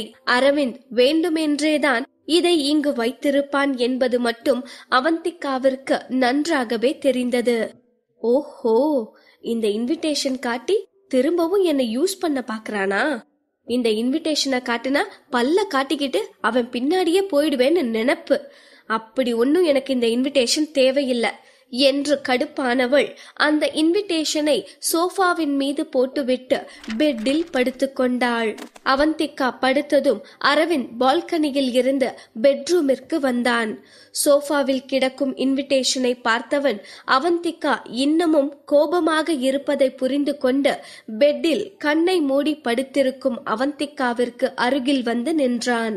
அவளை வருத்தமும் ஏக்கமுமாக பார்த்தவன், ஐ எம் சாரி அவந்திகா என்று மெல்லிய குரலில் கூறவும் அதை கேட்ட அவந்திகாவிற்கு பயங்கர கோபம் வந்தது. அவந்திகா இன்னமும் தூங்கி இருக்கவில்லை. அவள் தூங்கவில்லை என்பது அரவிந்திற்கும் தெரியும்தான். தெரிந்து கொண்டுதான் அவன் சாரி கேட்டிருந்தான். அதுவரை அமைதியாக இருந்த அவந்திகாவின் மனம் அவன் சாரி கேட்டதும் தான் கோபத்தில் கொந்தளித்தது. அவளுக்குள் உறங்கிக் கொண்டிருந்த ஆத்திரம் அவன் சாரியால் இன்னமும் அதிகமானது. அவளுக்கு அவன் செய்த அநியாயம் சாதாரணமானது இல்லையே. ஒரு சாரியில் எல்லாம் முடிந்துவிட்டது என்று அவள் மன்னித்து விட அவன் செய்தது ஒன்றும் சின்ன தவறு இல்லையே. அவள் எதிர்காலத்தையே கேள்விக்குறியாக்கும் காரியத்தை தானே அவன் செய்திருந்தான். அப்படி இருக்க ஒரு சாதாரண சாரியை கேட்டுவிட்டு எல்லாவற்றையும் மன்னித்து மறக்க வேண்டும் என்று எதிர்பார்த்தால் அது எப்படி சரியாகும்? அரவிந்தின் சாரியால் அவந்திகா கொலை வெறியில் மாறி கோபமாக படுத்து கொண்டிருந்தாள். அவளின் கோபத்தை புரிந்து கொண்ட அரவிந்தோ அதற்கு மேல் எதுவும் பேச விரும்பாமல், என் மூவியோட ஸ்கிரிப்ட் பத்தி சம்பத்தோட டிஸ்கஷன் பண்ண வேண்டியது இருக்கு. சோ நான் இப்பவே கிளம்பி போகணும். எப்படியும் 2 days அப்புறம் தான் வீட்டுக்கு வருவேன் என்றவன் அவந்திகாவிடம் ஏதாவது அசைவிருக்கிறதா என்று பார்த்தான். ஆனால் அவந்திகா அப்பொழுதும் எந்த அசைவும் இல்லாமல் தான் படுத்திருந்தாள். அவந்திகாவின் இந்த உறுதி அரவிந்தை பெரிதளவு காயப்படுத்தியிருக்க அரவிந்த் மேற்கொண்டு எதுவும் சொல்லாமல் அறையை விட்டு சென்றிருந்தான். அறை கதவு பட்டென்று சாத்தப்பட்ட சத்தத்தை கேட்டுதான் அரவிந்த் ரூமை விட்டு வெளியே போய்விட்டான் என்று தெரிந்து கொண்டு அவந்திகா வேகமாக எழுந்து உட்கார்ந்திருந்தாள். அரவிந்த் போய்விட்டதால் அவளுக்கு எந்த வருத்தமும் இருக்கவில்லை. சொல்லப்போனால் அரவிந்த் வெளியே சென்றது அவளுக்கு நிம்மதியாகத்தான் இருந்தது. அரவிந்தின் கார் வெளியே செல்லும் சத்தம் கேட்கும் வரை கூர்ந்து கவனித்துக் கொண்டிருந்தவள் அரவிந்தின் கார் போய்விட்டதை உறுதி செய்து கொண்ட பிறகு ரிலாக்ஸ்டாக பெட்டில் படுத்துக்கொண்டாள். அரவிந்த் அங்கிருந்து போன பிறகு கூட அவந்திகாவால் நிம்மதியாக தூங்கி இருக்க முடியவில்லை. என்னதான் அவள் அன்று உடல் அளவிலும் மனதளவிலும் சோர்ந்து போயிருந்தாலும் அவளுக்கு தூக்கம் வர மறுத்தது. பெட்டில் உருண்டு புரண்டு படுத்தவள் தூங்க முயற்சி செய்து கடைசியில் தூங்க முடியாமல் தோற்றுத்தான் போனாள். அன்று இரவு அவந்திகா சரியாக தூங்கியிருக்கவில்லை. அதனால் அடுத்த நாள் காலை அவள் முகம் ரொம்பவே சோர்ந்து போயிருந்தது. ஆனால் அப்பொழுது கூட அவந்திகா வீட்டில் ரெஸ்ட் எடுக்கும் எண்ணத்தில் இருக்கவில்லை. வேகமாக குளித்து முடித்து ரெடி ஆகியவள் ஹாலுக்கு வர அவந்திகாவை பார்த்த அகிலனுக்கோ அவள் முகத்தில் தெரிந்த டயர்டும் அவள் கண்ணுக்கு அடியில் உருவாகியிருந்த கருவளையமும் அவனுக்குள் மிகுந்த வருத்தத்தை கொடுத்தது. சில வினாடிகள் அவந்திகாவை வைத்த கண் வாங்காமல் பார்த்தவன் அவளிடம் கோபமாக பேச ஆரம்பித்தான். நீ ஒழுங்காவே தூங்குறது இல்லையா? உன் ஃபேஸ் எவ்வளவு டல்லா இருக்கு தெரியுமா? உன் முகத்தை பாரு, சரியா தூங்காததால கருவளையம் கூட வர ஆரம்பிச்சிருச்சு. இன்னைக்கு நீ வேலைக்கெல்லாம் போக வேண்டாம், வீட்ல இருந்து நல்லா தூங்கி ரெஸ்ட் எடு. ஹெல்த்தை தாண்டி வேலை ஒன்னும் அவ்வளவு முக்கியம் இல்ல என்று அவன் மிகப்பெரிய மனுஷன் போல அழுத்தமாக கூறவும் அவனின் அக்கறை பேச்சு அவந்திகாவிற்கு இதமாகவே இருந்தது. ஆனால் இன்று அவந்திகா வேலைக்கு ரெடியாகி இருக்கவில்லை. இன்று அகிலனுக்கு அரவிந்த் ஏற்பாடு பண்ணியிருந்த ஸ்பெஷலிஸ்ட் செக்அப் செய்வதாக இருக்கவும் அகிலனை ஹாஸ்பிட்டல் கூட்டி போவதற்காகத்தான் அவந்திகா ரெடியாகி வந்திருந்தாள். இல்ல அகில், நான் வேலைக்கு கிளம்பல, உன் கூட ஹாஸ்பிட்டல் வர்றதுக்கு தான் கிளம்பி வந்தேன். இன்னைக்கு உனக்கு செக்அப் இருக்குல்ல என்று அவந்திகா கூறியதும் அகிலனின் முகமோ வாட்டமாக மாறியது. ஐ எம் சாரிக்கா, உனக்கு நான் கஷ்டம் கொடுக்கறேன்ல என்று அகிலன் வருத்தமாக கூற அவந்திகா அகிலனை முறைத்து பார்த்தாள். என்ன அகில், விளையாடுறியா? உன் கூட ஹாஸ்பிட்டல் வர்றதுக்கு எனக்கு என்ன கஷ்டம் இருக்க போகுது? தேவையில்லாததெல்லாம் யோசிக்காத. நீ பண்ண வேண்டியதெல்லாம் செக்அப் பண்ண ஒழுங்கா கோஆபரேட் பண்றதுதான். அது மட்டும்தான் உன் வேலை, புரியுதா? வேற எதை பத்தியும் யோசிச்சு நீ மனச போட்டு குழப்பிக்க கூடாது, ஓகே என்று அவந்திகா கூறவும் அகிலன் சோகமாக தலையசைத்தான். என்ன இது? இந்த சோகமான மூஞ்சிய பார்க்கவா நான் கஷ்டப்பட்டு ரெடியாகி வந்தேன்? இவ்ளோ சோகமா நீ மூஞ்ச வச்சுக்கிட்டு இருந்தா அப்புறம் எனக்கு தூக்கம் தான் வரும். பாரு, இப்பவே எனக்கு தூக்கத்துல கண்ணெல்லாம் சொக்குது என்று அவந்திகா கண்ணை மூடிக்கொண்டு தூங்கி விழுவதை போல ஆக்ட் கொடுக்கவும் அதை பார்த்த அகிலன் சத்தமாக சிரித்தான். அகிலன் சிரித்ததும் தான் அவந்திகாவிற்கு கொஞ்சம் நிம்மதியானது. குட், என் தம்பி இப்படித்தான் எப்பவுமே சந்தோஷமா சிரிச்சிட்டு இருக்கணும். ஓகே, டைம் ஆச்சு, ஹாஸ்பிட்டல் போகலாம் என்றவள் அவனை அழைத்து கொண்டு வாசலுக்கு வந்தாள். வாசலிலோ அவர்களுக்காக சம்பத் காத்திருந்தான். சம்பத்தை பார்த்ததும் அவந்திகா புருவத்தை உயர்த்தியபடி, என்ன நீங்க இங்க இருக்கீங்க என்று யோசனையாக கேட்டாள். அதற்கு சம்பத்தோ ஒரு சிரிப்பு சிரித்துவிட்டு, நான் உங்களுக்காக தான் வெயிட் பண்ணிட்டு இருக்கேன் சார். இன்னைக்கு வேற ஒர்க்ல பிஸியா இருக்கிறதால உங்க தம்பிய ஹாஸ்பிட்டல் கூட்டிட்டு போக என்ன அனுப்பி வச்சாரு. இன்னைக்கு அகிலனுக்கு செக்அப் வேற இருக்குல்ல என்றவன், நீங்க ரெடி தானே, கிளம்பலாமா என்று கேட்கவும் அவந்திகா திகைப்போடு ரெடி என்று தலையசைத்தாள். அரவிந்த் இந்த அளவுக்கு அகிலனை பற்றி யோசிப்பது அவளுக்கு ஆச்சரியமாகத்தான் இருந்தது. அரவிந்த் நேற்று இரவு வேலை இருப்பதாக கூறிவிட்டு போன போது கூட அவந்திகா அவன் போனால் போகட்டும் என்று கண்டு கொள்ளாமல் தான் இருந்தாள். ஆனால் அவனோ வேலையில் பிஸியாக இருக்கும் பொழுது கூட அகிலனின் செக்அப் டேட்டை நினைவில் வைத்துக்கொண்டு அதற்கான ஏற்பாட்டையும் அக்கறையாக செய்திருக்கிறான். இதெல்லாம் பார்க்கும்போது அவந்திகாவிற்கு அவளை சுற்றி என்ன நடக்கிறது என்பதே புரியாத புதிராகத்தான் இருந்தது. அரவிந்த் எதற்காக இவ்வளவு தூரம் அவர்களின் மேல் அக்கறை எடுத்துக் கொள்கிறான் என்று அவந்திகாவிற்கு இன்னமும் குழப்பமாகத்தான் இருந்தது. ஒரு சமயம் அரவிந்த் நடந்து கொள்வது அவனை வில்லனாக சித்தரித்தாலும் இன்னொரு சமயமோ அவன் அக்கறையும் அன்பும் நிறைந்த ஹீரோவாகத்தான் நடந்து கொள்கிறான். இப்படி அரவிந்த் வில்லனா இல்லை ஹீரோவா என்று அவன் கூடவே இருக்கும் அவந்திகாவிற்கே புரியாமல் அரவிந்த் அவளை குழப்பத்தில் வைத்திருக்க அவந்திகா அதை பற்றி பெரிதாக யோசிக்க விரும்பாமல் சம்பத்தோடு அகிலனை கூட்டிக் கொண்டு ஹாஸ்பிட்டலுக்கு சென்றிருந்தாள். அகிலனின் செக்கப் எல்லாம் முடிய மதியம் ஆகியிருந்தது. செக்கப் முடியும் வரை சம்பத் அவர்களோடு கூடவே இருந்து அவந்திகாவிற்கு உதவி செய்து கொண்டிருந்தான். ஒரு வழியாக செக்கப் முடிந்ததும் வீட்டிற்கு திரும்பிக் கொண்டிருக்கும் சமயத்தில் கார் ஓட்டிக் கொண்டிருந்த சம்பத் ஏதோ நினைவு வந்தவனாக, அவந்திகா, அரவிந்த் சார் வீட்டுக்கு வந்ததும் எனக்கு போன் பண்ண சொல்றீங்களா? நான் நேத்து நைட்ல இருந்து அவர் போனுக்கு ட்ரை பண்ணிட்டு இருக்கேன். ஆனா அவரு கால் அட்டென்ட் பண்ணவே இல்ல என்று காரை ஓட்டிக்கொண்டே சொன்னான். அதை கேட்டதும் அவந்திகாவிற்கு பக் என்று ஆனது. அரவிந்த் நேற்று இரவு கிளம்பும் போது சம்பத்தோடு ஸ்கிரிப்ட் பற்றி டிஸ்கஷன் செய்வதாகத்தான் சொல்லிவிட்டு கிளம்பியிருந்தான்.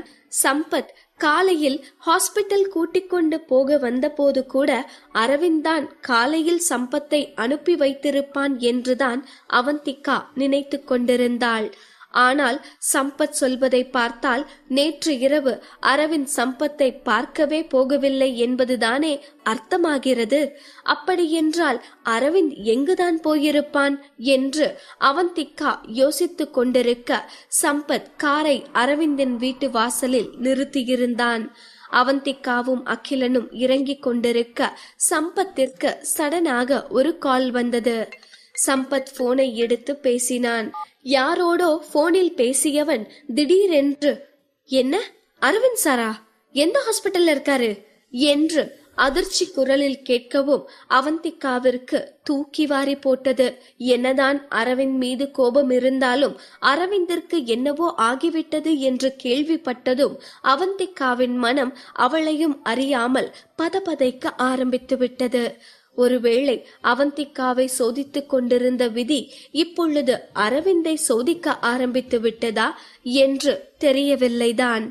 ஆனால் ஒன்று மட்டும் உறுதி, காதல் கொண்ட இரு இதயங்கள் எவ்வளவுதான் விலகி ஓடினாலும் காதல் எனும் காந்தம் விலகி இருப்பவர்களை கூட்டி வந்து ஒட்டி நிறுத்தவே செய்யும்.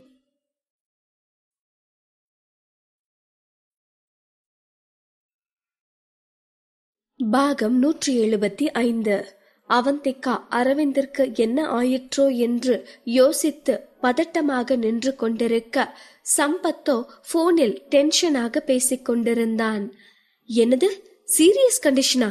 நான் இப்பவே அங்க வரேன் என்று அவன் பேச பேச அவந்திகாவிற்கு பயத்திலும் படபடப்பிலும் வியர்க்க ஆரம்பித்தது.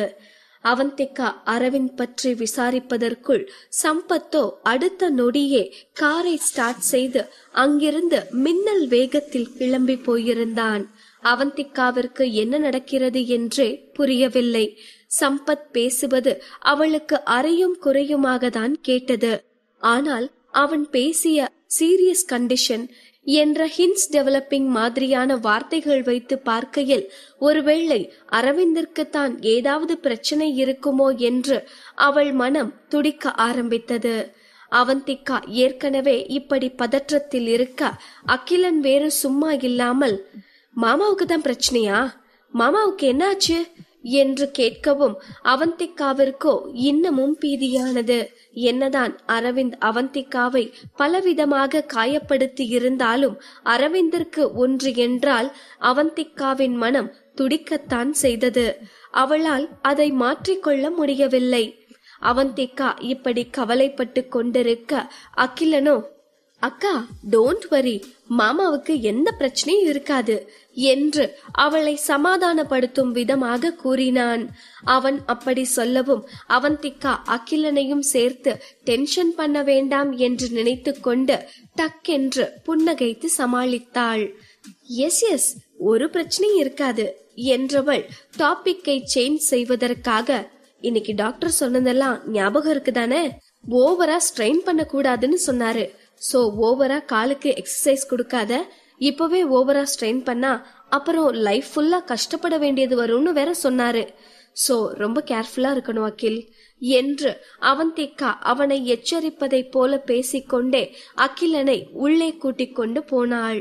அவந்திகா அப்படி பேசியதும் அகிலனோ, நான் உனக்கு கஷ்டம் கொடுக்க நினைக்கலக்கா. சோ நான் சீக்கிரமே ரெக்கவரி ஆக என்ன பண்ணணுமோ அதை மட்டும்தான் பண்ணுவேன் என்று உறுதியான குரலில் கூறினான். அதை கேட்டதும் புன்னகைத்தவள் பாசமாக அகிலன் தலைமுடியை கோதிவிட்டாள்.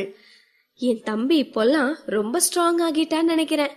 அது மட்டும் இல்ல, பெரிய மனுஷ மாதிரி பேச கூட ஆரம்பிச்சிட்டான் என்று புன்னகைத்தவள் அவன் கைகளை பிடித்து கொண்டு மெல்லிய குரலில் பேச ஆரம்பித்தாள். அகில், நான் ஒன்னு சொல்லட்டுமா? உடம்பு சரியில்லாம போகிறதுங்கிறது சகஜம்தான். எப்பவும் எல்லாராலையும் ஹெல்த்தியாவே இருக்க முடியாதுதான். ஆனா உடம்பு சரியில்லாம இருக்கும்போது மனசு ஸ்ட்ராங்கா வச்சுக்கிறது தான் ரொம்ப இம்பார்ட்டன்ட். நம்பிக்கையாவும் பொறுமையாவும் இருந்தா எல்லாமே சீக்கிரம் சரியாகும். நான் சொல்றது புரியுதா என்று அவந்திகா அறிவுரை கூறவும் அகிலன் அவந்திகாவின் கைகளை கெட்டியாக பிடித்து கொண்டான். எனக்கு புரியுதுக்கா, நான் ஸ்ட்ராங்கா இருப்பேன், ஓகேவா? பட் நான் ஸ்ட்ராங்கா இருக்கணும்னா என் அக்காவும் ஸ்ட்ராங்கா இருக்கணும்.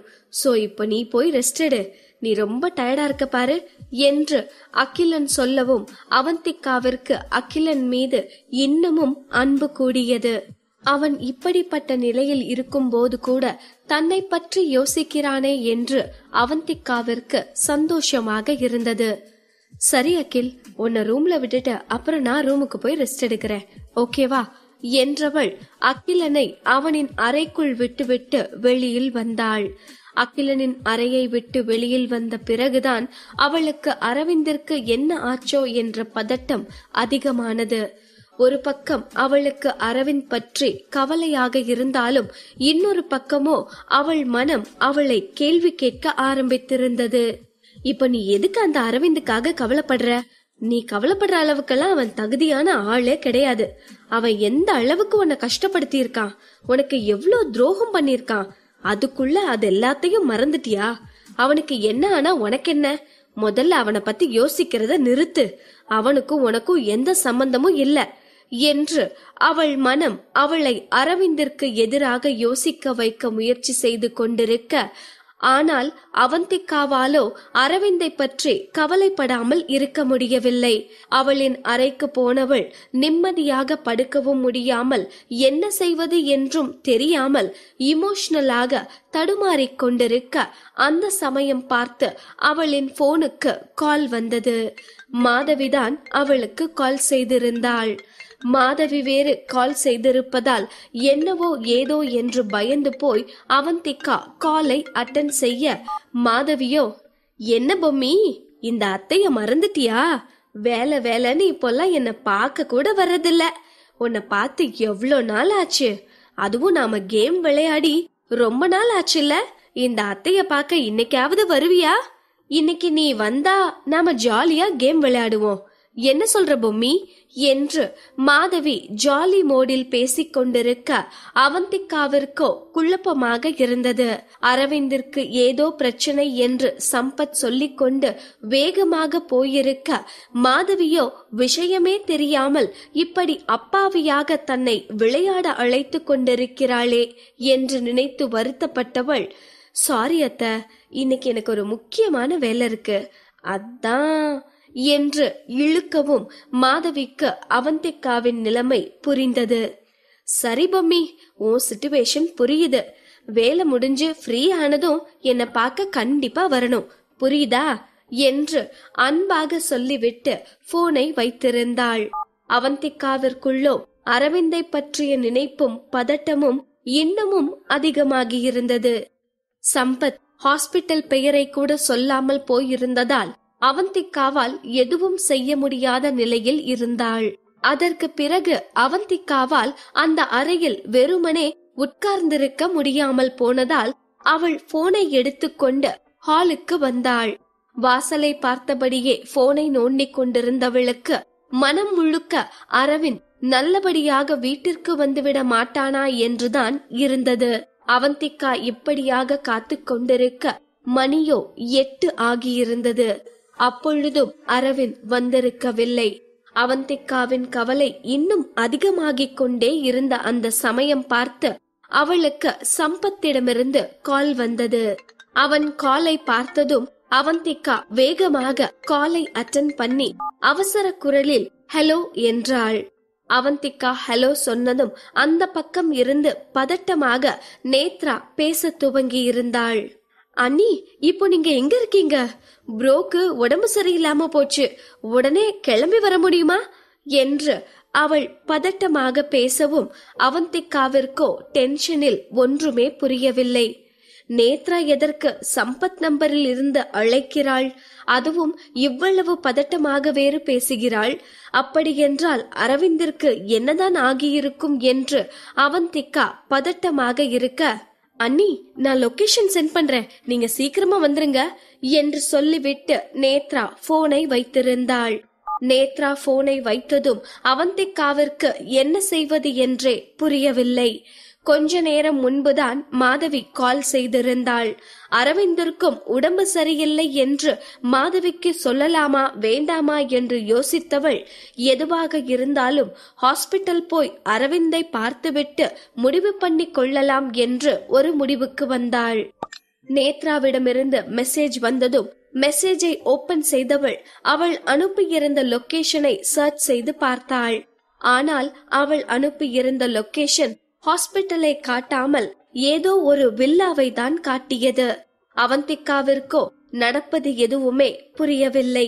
ஒருவேளை அரவிந்த் சீரியஸ் கண்டிஷனில் இருந்தால் ஹாஸ்பிட்டலில் தானே சேர்த்திருக்க வேண்டும், அதை விட்டுவிட்டு வீட்டில் வைத்துக் கொண்டு என்ன செய்கிறார்கள் என்று யோசித்தவள், எதுவாக இருந்தாலும் நேரில் போய் பார்த்து கொள்ளலாம் என்று நினைத்து டக்கென்று ஒரு ஆட்டோவை பிடித்து கொண்டு வேகமாக அந்த லொகேஷன் காட்டிய வில்லாவுக்கு போய் அந்த வீட்டின் காலிங் பெல்லை அழுத்தினாள். அவந்திகா காலிங் பெல்லை அழுத்தியதும் நேத்ராதான் வந்து கதவை திறந்தாள். நேத்ராவின் முகம் பதட்டமாக இருந்தது. அண்ணி வந்துட்டீங்களா என்று அவள் பதட்டமாக கேட்க, அவந்திகாவோ எந்த பதிலும் சொல்லாமல் வீட்டிற்குள் சென்றாள். அவந்திகாவை பொறுத்தவரை வீட்டில் இருக்கும் அரவிந்திற்கு அப்படி ஒன்றும் பெரிய பிரச்சனை இருக்காது என்று தோன்றியதால் அவள் பெரிதாக பதட்டத்தை காட்டிக் கொண்டிருக்கவில்லை. அவந்திகா உள்ளே வரவும் நேத்ரா அவள் பின்னாலேயே வந்து மேற்கொண்டு விவரத்தை சொல்ல ஆரம்பித்தாள். ப்ரோக்கு ஹை ஃபீவரா இருக்கு அண்ணி, இன்னமும் அவருக்கு ஃபீவர் குறையவே இல்ல, இப்போ ட்ரிப்ஸ் ஏத்திட்டு இருக்காங்க என்று அவள் சொல்ல அவந்திகா நேத்ராவை கேள்வியாக பார்த்தாள். ஹை ஃபீவர்னா ஏன் இன்னமும் ஹாஸ்பிட்டல் கூட்டிட்டு போகாம இருக்கீங்க என்று அவந்திகா கண்கள் விரிய திகைப்போடு கேட்க, நேத்ராவோ ப்ரோக்கு ஹாஸ்பிட்டல் போறதுக்கு பிடிக்காது என்று குழந்தைத்தனமாக ஒரு பதிலை சொன்னாள். அவந்திகாவிற்கு அதை கேட்டு தலையில் அடித்துக் கொள்ளலாம் போல் இருந்தது. உடம்புக்கு முடியாத சூழ்நிலையில் கூட ஹாஸ்பிட்டல் போக விருப்பமில்லை என்று வீட்டில் இருப்பதை என்னவென்று சொல்வது? அவந்திகா நேத்ராவின் பதிலால் கடுப்பாகி இருக்க, நேத்ராவோ அவந்திகாவின் கையை பிடித்து கொண்டு பதற்றமாக பேசினாள். அண்ணி, ப்ரோக்கு ஃபீவரா இருக்குன்னு சம்பத் தான் கால் பண்ணி என்ன இங்க வர சொன்னாரு, அதான் நானும் உடனே வந்தேன். ஆனா என்னதான் நான் இங்க இருந்தாலும் நீங்க ப்ரோ கூட இருந்து அவரை பாத்துக்கிட்டாதான் ப்ரோ இன்னமும் பெட்டரா ஃபீல் பண்ணுவாரு, அதான் உங்களை உடனே வர சொன்னேன். நீங்க தான் அண்ணி ப்ரோவை கூட இருந்து பாத்துக்கணும் என்று அவள் கெஞ்சலாக கேட்டாள். நேத்ரா அப்படி கெஞ்சலாக கேட்டதும் அவந்திகா அவளுக்கு ஓகே என்று தலையை மட்டும் அசைத்து பதில் சொல்ல, நேத்ரா அவளை மாடியில் அரவிந்த் இருக்கும் அறைக்கு அழைத்து கொண்டு போனாள். அங்கு அரவிந்தை செக்அப் செய்த டாக்டர் அவந்திகாவை பார்த்ததும் அவள் அருகில் வந்து நின்றார். இன்னமும் சாரோட பாடி டெம்பரேச்சர் குறையல, மெடிசின் கொடுத்திருக்கேன், ஆனா மெடிசின் எஃபெக்ட் இன்னும் கொஞ்ச நேரம் கழிச்சுதான் ரிஃப்ளெக்ட் ஆகும். சோ அது வரைக்கும் இந்த லிக்விட அவர் நெத்தியில தடவி விடுங்க என்றவர் லிக்விட் பாட்டிலை அவந்திகாவின் கையில் கொடுத்துவிட்டு கீழே சென்றார். அந்த பாட்டிலை வாங்கியவள் பெட்டில் படுத்திருக்கும் அரவிந்தை பார்த்தாள். அரவிந்தோ எந்த உணர்ச்சியும் இல்லாமல் ஆழ்ந்து தூங்கிக் கொண்டிருப்பவன் போல படுத்திருந்தான். தூக்கத்தில் ஒருவரின் பாவ புண்ணியங்களை கணக்கு போட முடியாது என்று சொல்வார்களே, அது உண்மைதான் போல. அந்த அளவுக்கு அரவிந்த் எந்த சலனமும் இல்லாமல் ஒரு ஆண் தேவதை போல படுத்து கொண்டிருந்தான். அவனை பார்த்த அவந்திகாவிற்கு இவனா எனக்கு இத்தனை அநியாயம் செய்தான் என்பது போலதான் சந்தேகம் எழுந்தது. அவன் அருகில் போனவள் அந்த லிக்விடை அவன் நெற்றியில் தடவ போக, நேத்ராவோ அண்ணி டச் பண்ணா ப்ரோ இரிட்டேட் ஆகுறாரு, சோ பாத்து பண்ணுங்க என்று சொல்லி முடிப்பதற்குள் அவந்திகா அரவிந்தின் நெற்றியில் அந்த லிக்விடை தடவியிருந்தாள். அவந்திகா அரவிந்தின் நெற்றியில் கை வைத்த பிறகுதான் அவன் உடல் எந்த அளவுக்கு கொதித்துக் கொண்டிருக்கிறது என்பதே அவளுக்கு தெரிந்தது. உடனே நேத்ராவை அதிர்ச்சியாக பார்த்தவள், எப்படி இவருக்கு இந்த அளவுக்கு ஃபீவர் வந்தது என்று புரியாமல் கேட்க, அதற்கு நேத்ராவோ தெரியலையே என்று உதட்டை பிதுக்கி சோகமாக பதில் கூறினாள். அவந்திகாவிற்கு அரவிந்தின் நிலை ரொம்பவே வேதனையை கொடுத்தது. யாராக இருந்தாலும் உடம்புக்கு முடியாத சமயத்தில் அவருக்கு துணையாக இருப்பதுதானே நல்ல குணம். அதனால் அவந்திகா அரவிந்திற்கு துணையாக இருக்க முடிவு செய்தாள். அரவிந்த் ஹை ஃபீவரால் ஏதோ முணங்கிக் கொண்டிருக்க அரவிந்தின் கையை பிடித்த அவந்திகா, எல்லாம் சரியாகிடும் அரவிந்த் என்று நம்பிக்கையாக பேசினாள். அவந்திகாவின் வார்த்தையும் அவளின் அருகாமையும் அரவிந்தை அமைதிப்படுத்தியிருந்தது. அரவிந்த் அமைதியாக தூங்க ஆரம்பித்திருந்தான். அரவிந்தின் ஃபீவர் கூட கொஞ்சம் கொஞ்சமாக குறைய ஆரம்பித்திருந்தது. கொஞ்ச நேரம் அவன் அருகிலேயே அமர்ந்திருந்தவள் பாத்ரூம் போவதற்காக மெதுவாக எழுந்திருக்க, அரவிந்தோ டக்கென்று அவளின் கையை இறுக்கமாக பிடித்து கொண்டு, என்னை விட்டு போயிடாத என்று முணுமுணுக்க துவங்கினான்.